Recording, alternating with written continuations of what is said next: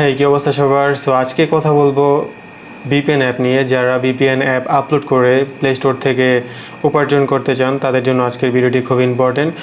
VPN app থেকে আপনারা কয়টা ওয়েতে ইনকাম করতে পারেন সে ব্যাপারে আলোচনা করব। আর বর্তমানে গুগল প্লে স্টোরের নতুন পলিসি, নতুন আপডেট অনুযায়ী সেক্ষেত্রে আপনার একটা ভিপিএন অ্যাপ আপলোড করতে গেলে প্লে স্টোরে কী কী প্রয়োজন পড়বে, কী কী রিকোয়ারমেন্ট আপনার অবলম্বন করতে হবে সে ব্যাপারে কথা বলবো step by step. So first of all, আপনারা যদি একটা ভিপিএন অ্যাপ মেক করতে চান অ্যান্ড আর্ন করতে চান তাহলে আপনার দুইটা ওয়ে।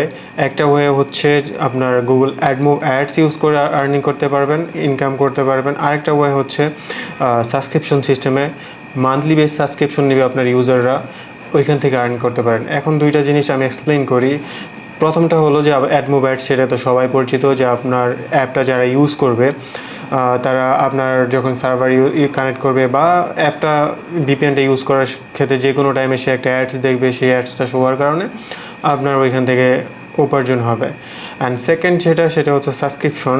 অনেকে চায় যে আমি একটা অ্যাপ ইউজ করব প্রিমিয়াম কোয়ালিটি, কোনো অ্যাডস দেখবো না, কোনো গুগল অ্যাডমোভের অ্যাডস দেখবো না। সেক্ষেত্রে ওই ব্যক্তি আপনার অ্যাপের মধ্যে প্রিমিয়াম সেক্টর থেকে যে সাবস্ক্রিপশন যে সেক্টরটা আছে ওইখান থেকে সাবস্ক্রিপশনটা নিয়ে থাকে মান্থলি। ও কোনো অ্যাড দেখবে না, শুধু $2 বা $1 বা $3 যেটা আপনি দিয়ে রাখবেন, যেই $1 এক মান্থ বা $2 এক মান্থ, এরকম যদি আপনি একটা ওয়ে করে রাখেন তাহলে এখান থেকে দেখা গেছে যে ওরা সাবস্ক্রিপশন থেকে আপনার একটা আর্নিং আসবে।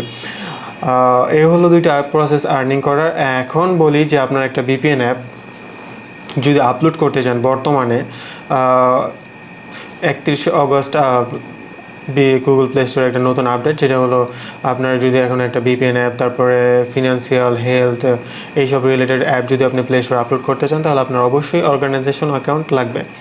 আপনার প্লে স্টোরে যে অ্যাকাউন্ট আছে সেটা একটা অর্গানাইজেশন অ্যাকাউন্ট করতে হবে। অর্গানাইজেশন অ্যাকাউন্ট ছাড়া আপনার কোনোভাবেই ভিপিএন অ্যাপ আপলোড করতে পারবেন না। এখন অর্গানাইজেশন অ্যাকাউন্ট শুধু না, এর মধ্যে আরও অনেক কিছু আছে। আরও দুইটা জিনিস আছে, সেটা হচ্ছে যে আপনার অ্যাকাউন্ট অবশ্যই ইউএসএ ফরমেশন করা হতে হবে।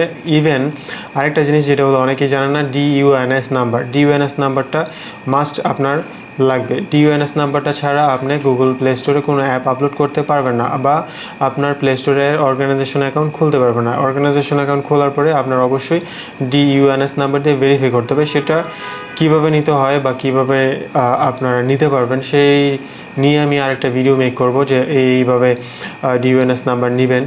যেগুলো বাইরের ক্লায়েন্টের তাদের তো ডিইউএনএস নাম্বার নিতে কোনো প্রবলেম নাই, কিন্তু আমাদের বাংলাদেশের ডিইউএনএস নাম্বারটা নিতে খুবই প্রবলেম। কারণ আমাদের অবশ্যই অ্যাকাউন্টটা ইউএস বেস অ্যাকাউন্ট হতে হবে।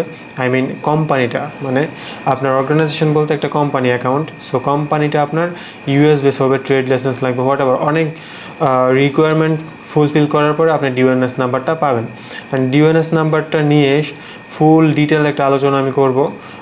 সেটার জন্য অবশ্যই আমার চ্যানেল সাবস্ক্রাইব করবেন।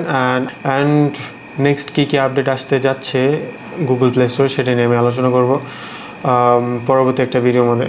ভালো থাকুন সবাই।